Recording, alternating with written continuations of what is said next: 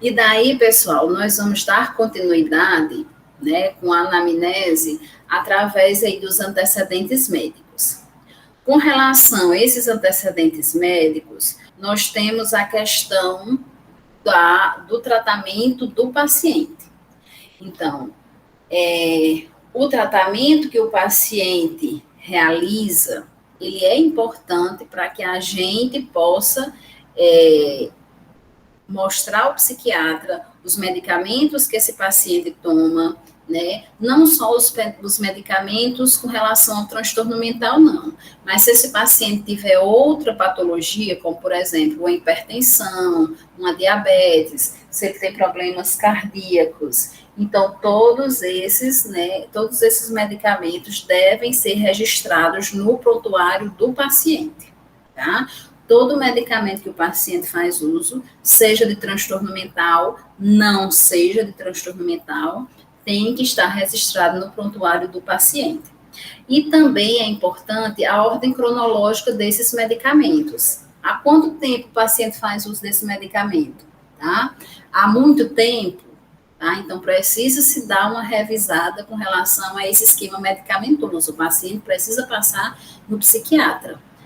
Há pouco tempo, tá? E também uma coisa bastante importante com relação a esses antecedentes médicos é a questão da rotatividade de psiquiatras. Uma coisa que até nós vamos ver lá em urgência e emergência é que muitas vezes o paciente ele muda demais o esquema medicamentoso. Por que ele muda demais? Porque ele passa por vários profissionais, tá?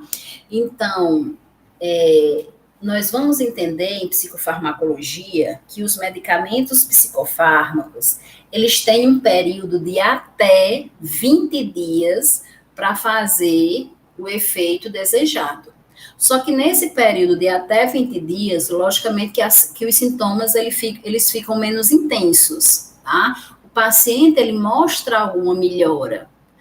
Só que, muitas vezes, para a família que está lá sofrendo com as crises do paciente, ela quer uma coisa mais rápida, algo que faça um efeito mais rápido. E daí ela passa, né, o seu parente naquele psiquiatra, o psiquiatra passa o esquema medicamentoso, ela não vê logo o resultado, então ela vai logo para outro psiquiatra, tá? Para ver se esse outro passa um medicamento que o paciente melhore mais rápido. E daí, nós temos que observar, dentro dos antecedentes médicos aí, se esse paciente está mudando rapidamente de medicamentos, tá bom? Outra coisa importante com relação aos antecedentes médicos é que quando a gente pergunte ao paciente ou ao responsável que medicamentos o paciente faz uso, se ele tiver em mãos, geralmente eles levam a caixa do comprimido, né, a caixa do medicamento que eles usam, então a gente faz as anotações. Caso o paciente leve cópia ou a segunda via do medicamento que ele faz uso, a gente recomenda-se que nós tiramos uma xerox dessa segunda via, ou dessa xerox, da xerox do medicamento, tá certo? E a gente anexe no prontuário, tá? Porque lá o psiquiatra, quando for fazer, né, prescrever o medicamento do paciente, ele vai ver o medicamento, vai ver a data que esse medicamento foi prescrito, se realmente dá continuidade ou não dá, tá certo? Então, é importante, se a gente tiver acesso à cópia da medicação, que a gente faça uma xerox e daí anexe no prontuário do paciente, ok? Com relação aos antecedentes familiares, pessoal, a questão do núcleo familiar ela é bastante importante. E aí eu chamo a atenção de vocês com relação aos determinantes de saúde mental, tá? Que são aqueles fatores influenciadores que a gente viu, os fatores físicos ou biológicos, os fatores ambientais e os fatores psicológicos. Vocês viram que eles se entrelaçam. E aqui, nos antecedentes familiares, nós temos que saber se os pais apresentam transtorno mental, apresentam história de transtorno mental, porque a gente sabe que, devido aos fatores físicos ou biológicos, a pessoa que tem pais com transtornos mentais, com diagnóstico de transtorno mental, ele tem uma predisposição maior a vir a desenvolver transtornos mentais, tá? Aí, caso ele venha a desenvolver ou não, entra aí a questão de outros fatores, né? Como o fator ambiental e o fator psicológico, ok?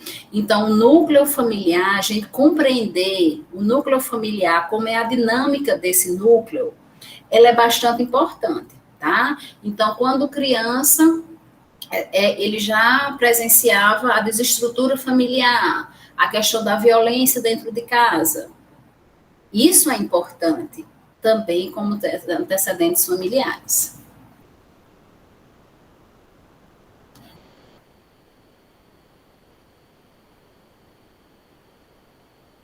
E daí nós temos os antecedentes pessoais, tá? A questão do nascimento e desenvolvimento neuropsicomotor.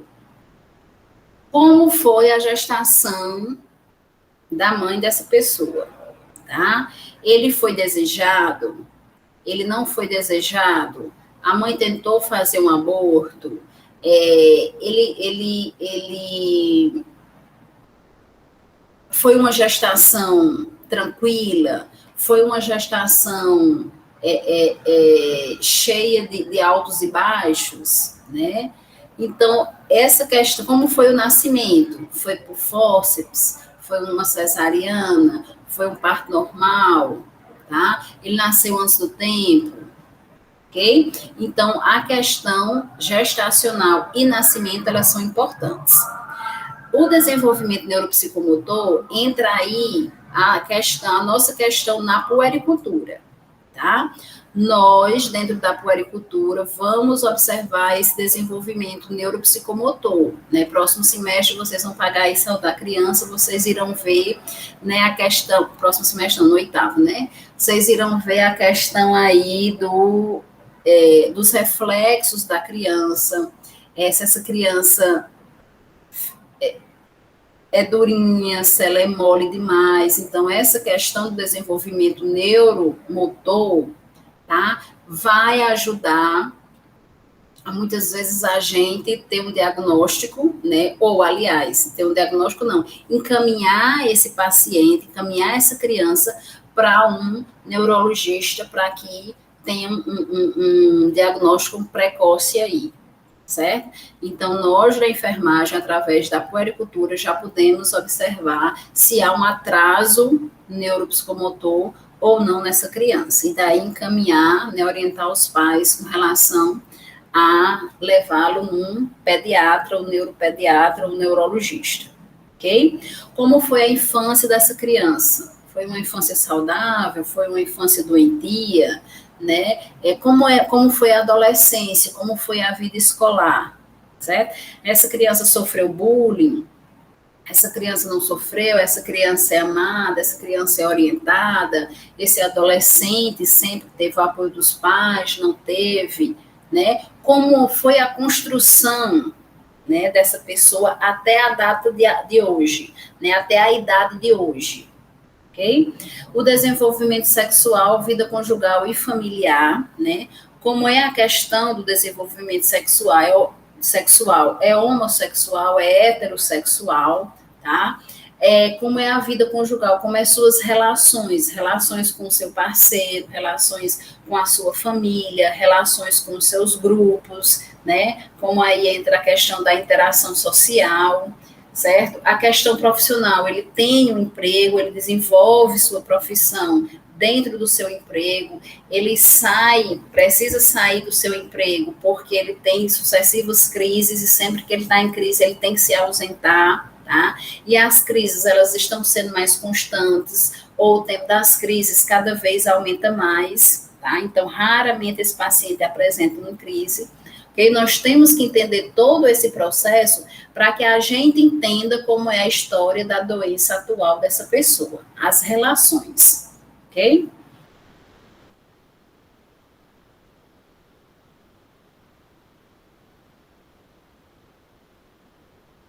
E daí nós entramos no exame do estado mental. No exame do estado mental, pessoal, nós temos que ver que tá, ele vai ser realizado, o exame, diante do histórico, né, diante da entrevista que nós tivemos com esse paciente e com seu familiar. Tá? Então, a avaliação do funcionamento mental, ela acontece no momento do exame, tá? E a gente só toca no paciente quando necessário. Porque muitas vezes nós temos pacientes que eles não permitem o toque. E algumas vezes eles têm esse toque como uma forma de agressividade para com ele, tá? Então, às vezes, quando quando eu vou tocar o paciente, eu tenho que avisar, ó, vou tocar aqui no seu braço, porque eu preciso examinar o seu braço. Vou colocar esse aparelho nas suas costas para escutar os seus pulmões. Vou colocar esse aparelho aqui para ver como é que está a sua pressão, tá? Vou precisar palpar, porque preciso observar isso, certo? Então, que a gente vá tocando o paciente, caso seja necessário, mas sempre dizendo ao paciente que antes a gente vai fazer isso, certo? Caso a gente não precise tocar no paciente, caso a gente queira avaliar apenas o comportamento desse paciente, mantenhamos distância desse paciente, tá? E nós temos que avaliar, né, e separar as áreas que são psíquicas das áreas que são artificiais, né? Aquilo que eu já falei para vocês, nós temos que saber se esse paciente tem outra patologia além do transtorno mental, certo? E nós temos que trabalhar com esse paciente, né, com os outros profissionais que acompanham esse paciente, certo? Então, se esse paciente é acompanhado na estratégia, porque ele é hipertenso, porque ele é diabético, porque ele tem outros problemas, a gente entra em contato com a estratégia para que a gente, né, possa saber como ele é lá na estratégia, como é o comportamento, se ele faz realmente uso dessas medicações, se essas medicações podem ser mudadas, se a gente pode acrescentar algo, se pode diminuir algo, tá certo? Então, nós temos que trabalhar as doenças mentais, né, os transtornos mentais, e temos que associar esses cuidados a outras doenças biológicas que esse paciente apresenta. Daí, mais uma vez, a importância de que quando a gente for abrir o prontuário do paciente, nós tenhamos essas informações, tá? Áreas não são autônomas, são construtos que permitem uma melhor comunicação e entendimento dos fatos, certo? Então, a gente precisa construir o projeto terapêutico do paciente através das informações que nós temos do paciente e do acompanhante. E daí nós começamos, né, a trabalhar alguns tópicos dentro do exame, tá? Trabalhamos aí a questão da aparência e da psicomotricidade. Mais na frente, nós vamos falar mais um pouquinho sobre essa aparência e essa psicomotricidade, tá certo? E nós trabalhamos os pontos que alguns deles a gente já falou lá nos conceitos básicos. Nós iremos observar como é a linguagem, o pensamento desse paciente, se ele fala rápido demais, se ele pensa rápido demais, se ele fala lento demais, porque ele pensa lento demais, se ele apresenta fuga de ideias, se ele apresenta comportamentos de culpa, se ele apresenta comportamentos hipocondríacos, se ele tem um fanatismo religioso, se ele tem um fanatismo sexual, como é que a gente, né, como é que esse paciente desenvolve o seu pensamento e a sua fala, tá? Com relação à senso-percepção, esse paciente apresenta alucinações, esse paciente apresenta ilusões. Lembrando para vocês que as alucinações são com relação aos 5 sentidos, né? Onde nós temos as mais comuns, as auditivas e as visuais, tá? E nós temos como mais raras a do olfato e a do paladar, tá? E como outra alucinação, nós temos a alucinação tátil, certo? Além dos 5 sentidos, nós temos as alucinações senestésicas e sinestésicas. Senestésicas com relação aos órgãos internos e sinestésicas com relação ao ambiente. Então, o paciente apresenta essas alterações da sensopercepção, tá? Com relação à atenção e concentração, o paciente é concentrado, o paciente é atento às informações ou ele não demonstra essa atenção, tá? Com relação ao humor, o paciente oscila, né? Ora ele é alegre, ora ele é triste, tá? Ora ele está amando, ora ele está odiando, tá? Um cuidado que nós devemos ter para com o nosso paciente, né? É a questão de muitas vezes nós, profissionais, sem querer, a gente pode estar despertando a raiva de um paciente, tá? Quando, por exemplo, a gente dá mais atenção a um paciente do que a outro, e daí esse outro que não recebeu atenção, ele vai se queixar, tá? Ele vai, muitas vezes, criar uma raiva de você porque você não deu atenção a ele, só deu atenção ao outro, tá? Uma certa vez, um paciente, ele chegou, ele é um paciente em sistema de monitoramento intensivo, e ele chegou no CAPS reclamando de cefaleia, né? E daí, como muitas vezes eles não têm o que comer, e daí não jantaram e nem tomaram café ainda, então eu disse para ele que depois do café, depois da medicação, controlada, eu iria dar a medicação para a dor de cabeça dele. E daí, porque podia ser relacionado à fome, né? E daí, o paciente continuou se queixando, mesmo depois do café da manhã, mesmo depois das medicações, ele continuou queixando-se da cefaleia. Então, eu fui e dei uma medicação para ele, né? Outro paciente que estava lá longe viu eu dando esta medicação para esse paciente. Chegou lá dizendo que eu só cuidava do paciente X, não cuidava dele. Aí eu perguntei, e o que é que você está sentindo? Eu cuido de você também. Aí ele, como não estava sentindo nada, aí perguntou para o outro, né? O que é que você está sentindo? Aí ele disse, dor de cabeça. Ele disse, também estou com dor de cabeça. Aí eu disse, pois tá bom, vou lhe dar um remédio também. Aí fui lá, coloquei um copinho d'água, coloquei adoçante na água, né, e dei para o paciente tomar. E daí, né, depois de um tempo, eu perguntei, melhorou da dor de cabeça? Ele, melhorei sim, melhorei com o remédio que você me deu, né, quer dizer assim, a questão da atenção, ela é bastante importante quando a gente está se relacionando aí, né, está observando o nosso paciente, certo?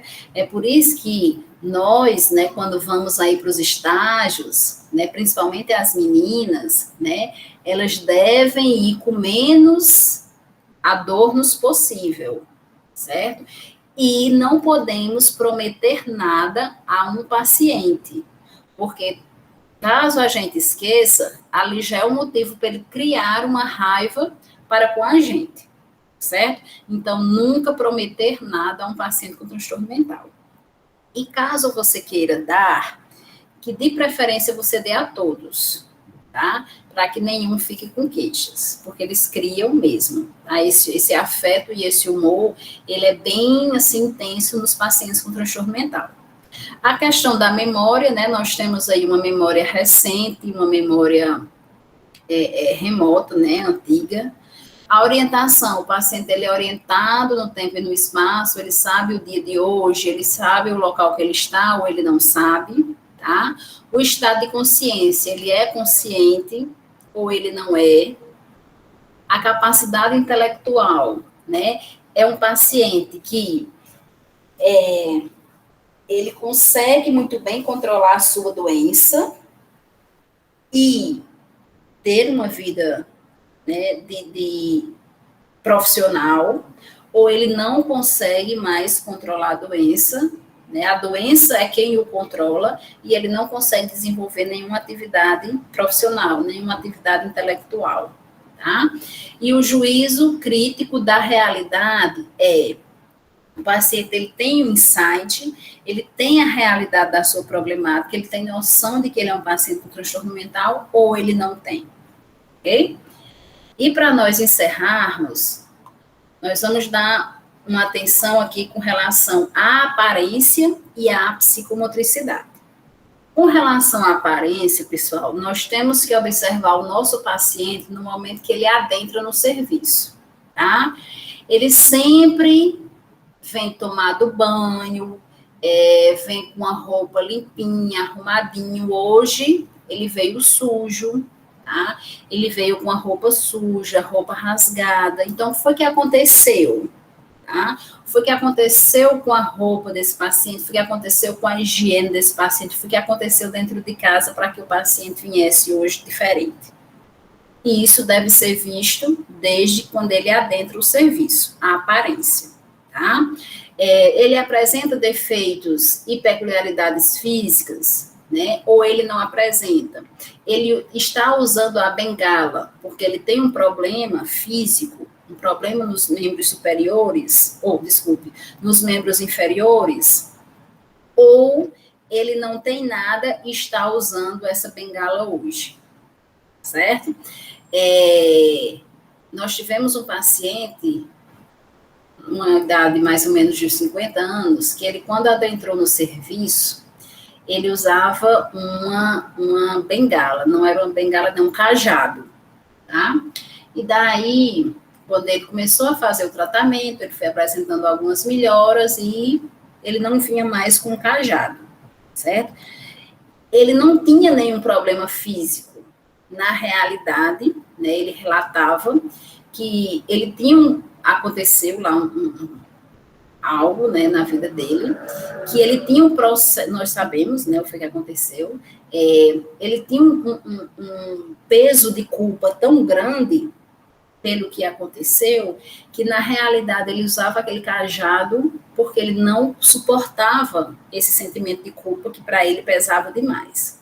Então, o fato dele usar o cajado é como se o cajado o sustentasse. Tá? E com a melhora, né, fomos trabalhando esse pensamento de culpa, né, que na realidade ele não teve nenhuma culpa, e daí ele foi deixando o cajado e ele, né, saiu do CAPS sem usar esse cajado, ok? A posição corporal, ela mostra muito também da aparência, né, quando o paciente ele vem mais meio corcundo, né, quando ele vem, né, ele é bipolar, está no estado de mania, onde ele vem se achando grande demais, tá? A questão pela qual ele se movimenta, pela qual ele se expressa, tá? Hoje ele está falante demais, hoje ele está, né, isolado demais, tá? E o modo de vestir-se, né, que nós já falamos. A psicomotricidade, pessoal, ela que vai mostrar a questão da velocidade dos movimentos, tá? Então, por exemplo, paciente esquizofrênico, ele é um paciente que não se senta, ele está sempre em movimento, certo? Então, como é que está esse movimento? Está rápido demais, então quer dizer que o paciente está em crise, ou ele vai entrar em crise. Os movimentos estão normais para ele que é esquizofrênico, certo? Então, essa psicomotricidade, ela deve ser observada com relação à enfermagem, porque ela nos diz muito com relação ao paciente, ok? Tranquilo, pessoal?